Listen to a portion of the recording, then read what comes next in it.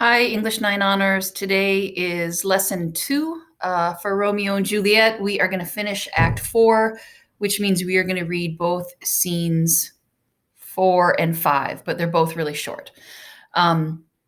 Before we get started, I wanted to just run through a timeline of the play, just to remind everybody how quickly things are really moving. So the play opened on Sunday, and Sunday night was when the Capulets had the masked ball. So Romeo and Juliet met Sunday night and fell violently in love at the Capulet party.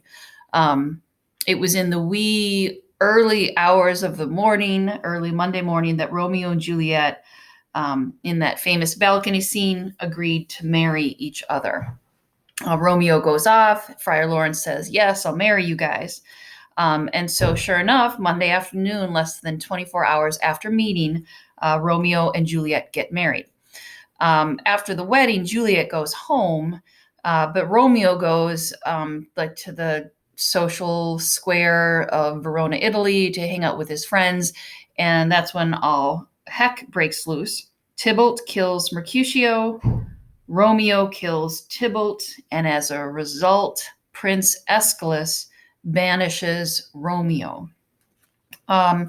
Monday night, the nurse and Friar Lawrence figure out how to get Romeo over to Juliet's bedroom so that the two of them can consummate their marriage, comfort one another, and ultimately say goodbye.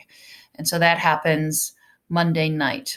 Tuesday morning, Romeo wakes up. They argue about the lark and the nightingale, and then Romeo leaves for Mantua, where he's going to hide out until Friar Lawrence tells him it's safe for him to come back to Verona. Right after Romeo leaves, Lord Capulet, Lady Capulet, and the nurse all enter Juliet's bedroom and are like, "Look, man, you're going to marry Paris." And Juliet's like, "No, I'm not going to marry Paris." Juliet goes off to Friar Lawrence. They get the plan to have the vial. And then Tuesday afternoon, when Juliet comes back from Friar Lawrence with the vial and a plan, Lord Capulet is so relieved, so happy, that he's like, "Look, this wedding to Paris is not going to take place on Thursday. It's going to take place tomorrow." And so that throws off the plan because the wedding is moved up 24 hours. And then we'll have trouble. There will be trouble in terms of getting the information to Romeo from Friar Lawrence. And then this is where we left off with lesson 1 from yesterday. Juliet drinks Friar Lawrence's potion, which is going to make her appear to be dead. So for today's lesson, we're going to read those 2 scenes. And at the end of these 2 scenes, I have a Google form, which is really a multiple choice quiz on Act 4 as a whole. I think it's going to be a little bit of a difficult quiz. It might require you to go back and reread some lines in Act 4, Scene 1. And I didn't mark those lines because all of the scenes in this play are so short. But if you're really struggling and you need help with some lines, you can visit me during office hours and or send me an email, and I will help you figure it out. All right, so Scene 4 begins on page 208. It is Wednesday morning. Lord Capulet, the servants, the nurse, they are all in a tizzy, getting ready for this wedding, and all of the guests that are going to come over to help celebrate. Of course, this is an example of dramatic irony, as people in the audience or as readers of the play, we know darn well that the wedding is not going to take place because they are about to find Juliet in a state of deadness. So this is whole scene is dramatic irony because we know that they're getting excited and worried for nothing because the wedding won't take place. Here we go.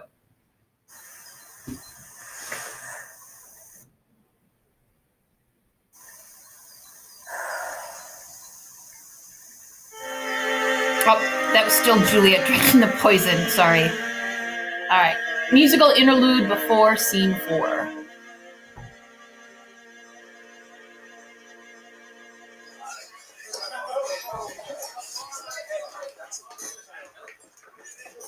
Take these keys and fetch more spices, nurse. They call for dates and quinces in the pastry. Stir.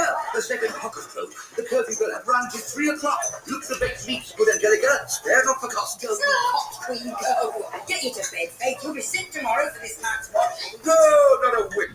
All right, so here the nurse says, go you to bed, Faith, you'll be sick tomorrow for this night's watching, you hot queen, go. So this is the nurse kind of making fun of Lord Capulet, calling him woman-like, simply because he's so involved in these tedious preparations. So the nurse is saying, you better get some rest. And Lord Capulet is like, no, I've stayed up all night for less. What's here now all night for lesser cause and near been sick? Aye, you have been a mouse hunt in your time, but I will watch you from such watching now. A jealous good, a jealous good. Now, fellow, what is that? Things for the cook, sir, but I know not what. Make haste. Sir, fetch drier logs. Call Peter. He will show thee where they are. I have a head, sir, that will find out logs and never trouble Peter for the matter. Mass and well said, a merry awesome. Thou shalt be loggerhead. Good faith, 'tis day. The county will be here with music straight, for so he said he would. I hear near. Nurse, wife, what ho! Nurse, I say! Go waken Juliet. Go and trim her up. I'll go and check with Paris. Hi, make haste, make haste! The bridegroom, he has come already. Make haste, I say! All right, so that's the end of scene 4. And this short scene with all of its hustle and bustle and excitement is about to be in direct contrast to the scene that's going to follow. It kind of gives the audience a little bit of a break, a little bit of comedy before this this scene with all of its crying takes place. So Act 4, Scene 5 begins on page 212, and the nurse is going to come in and wake Juliet up and say, hey, it's time to get ready for your wedding. Before we begin the scene, I want to remind you that one of the most defining characteristics of the nurse is how talkative she is. So there's a little bit of humor in this scene in the sense that even in a time of sorrow, the nurse just can never quite shut up.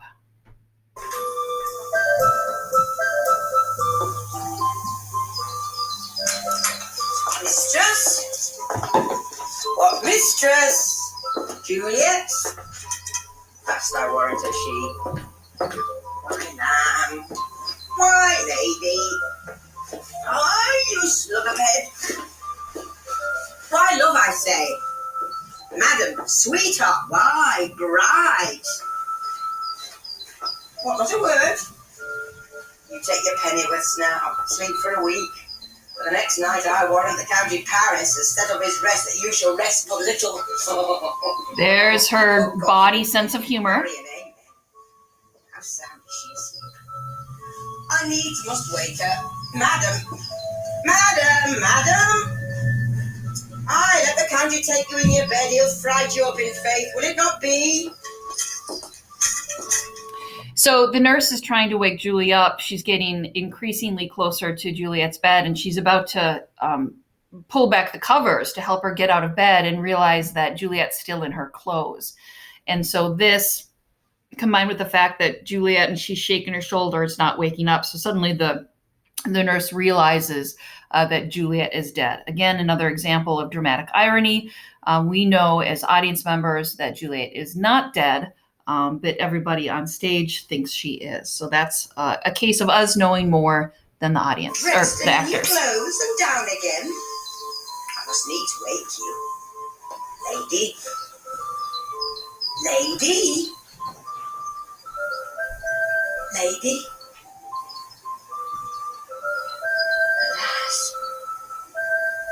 Alas, help! Help! My lady's dead! Oh, well a day that ever I was born! Some aquavita, oh my lord, my lady! What noise is here? Oh, lamentable day! What is the matter? Look! Look! Oh, heavy day!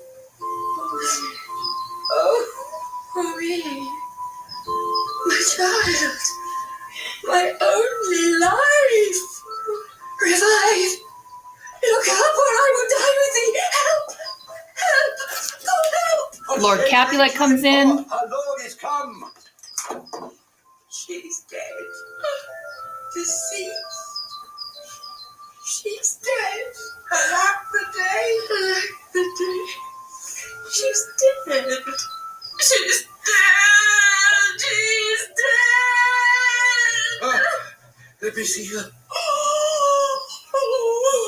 alas, she's cold. Her blood is settled and her joints are stiff. Life and these lips have long been separated. Death lies on her like an untimely frost upon the sweetest flower of all the field. That's a great simile. Lord Capulet says, death lies on her like an untimely frost upon the sweetest flower of all the field, comparing Juliet's death to the death of a young flower on the field because of a too early cold frost. So this unfortunate death of something in its moment of peak beauty. Death that hath ta'en her hence to make me wail ties up my tongue. I will not let me speak. Come, is the bride ready to go to church? All right, so here's Friar Lawrence, and he knows darn well that Juliet is not ready to go to church and that everybody thinks he's dead. So here's some nice acting on Friar Lawrence's part. Ready to go, but never to return. Juliet, O son, the night before thy wedding day hath death lain with thy wife. See, there she lies, flower as she was, deflowered by him. Death is my son-in-law, death is my heir. My daughter he hath wedded. I will die and leave him all, life, living, all his death. Accursed, unhappy, wretched, hateful day. Despised, distressed, hated, martyred.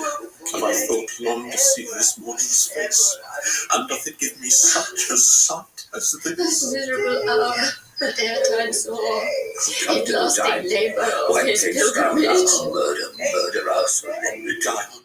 All right, so our audio isn't following along exactly with the text in our book.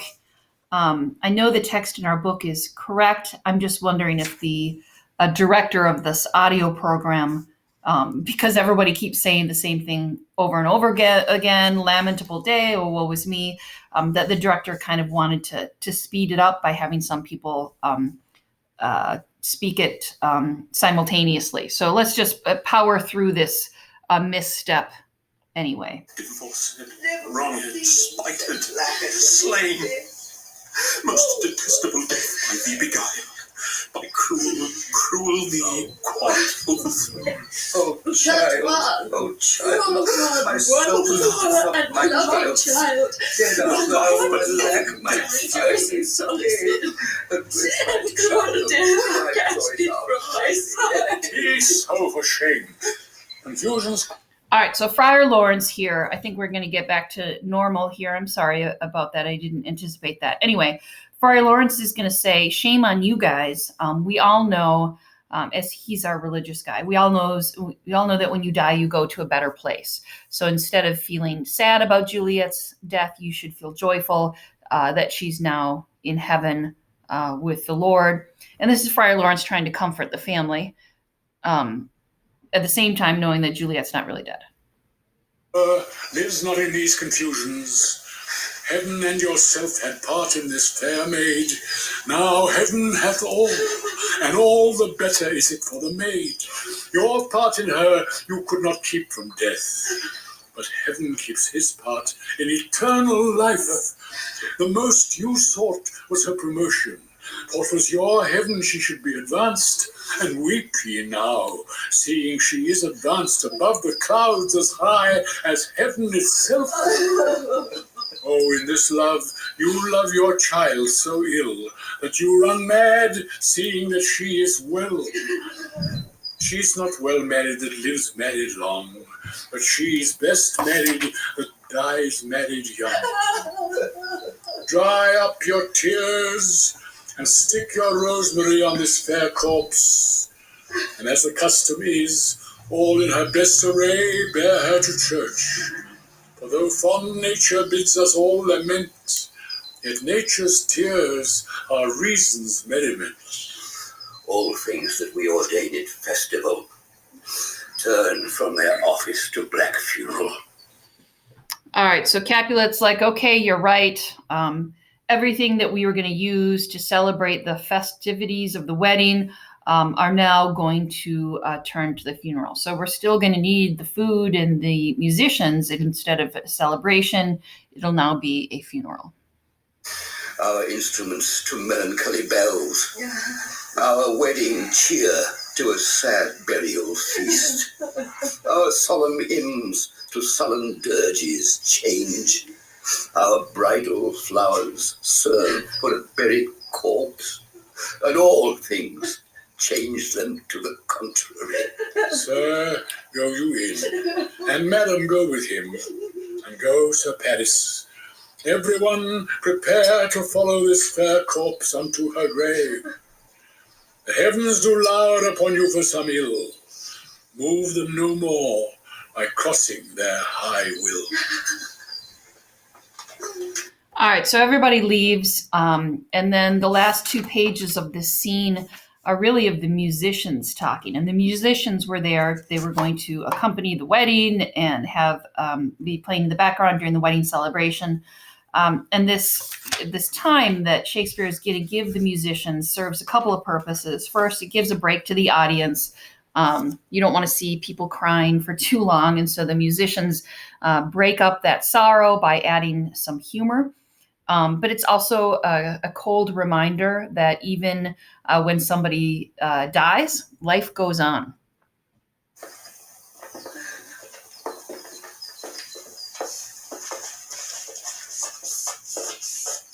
Faith, we may put up our pipes and be gone. Honest good fellows, put up. For well you know this is a pitiful case. Aye, by my troth, the case may be amended. Musicians, oh musicians, heart's ease, heart's ease. Oh, and you will have me live, play heart's ease. Why heart's ease? Oh, musicians, because my heart itself plays, my heart is full of woe. Oh, play me some merry dump to comfort me. Not a dump, we, 'tis no time to play now. You will not then? No. I will then give it you soundly. What would you give us? No money on my faith, but the gleek. I will give you the minstrel. Then will I give you the serving creature. Then will I lay the serving creature's dagger on your pate. I will carry no crotchet. I'll ray you. I'll fire you. Do you note me? And you ray us and far us, you note us. Ray you. Put up your dagger and put out your wit. Then have at you with my wit. I will dry beat you with an iron wit, and put up my iron dagger. Answer me like men. When griping grief the heart doth wound, and doleful dumps the mind oppress, then music with her silver sound. Why silver sound? Why music with a silver sound?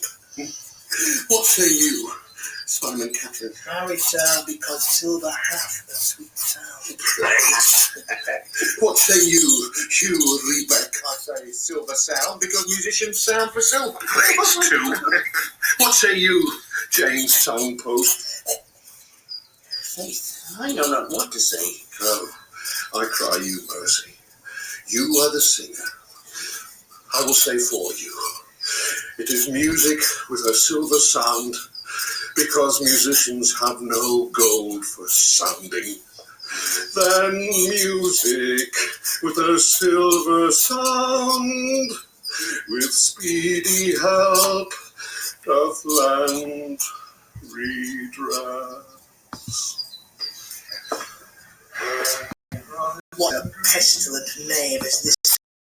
Jack, in here, time for the mourners and stage dinner. All right, so I was going to see if I could get my face on here again, but I'm not sure how to. So anyway, that's the end of our Act 4.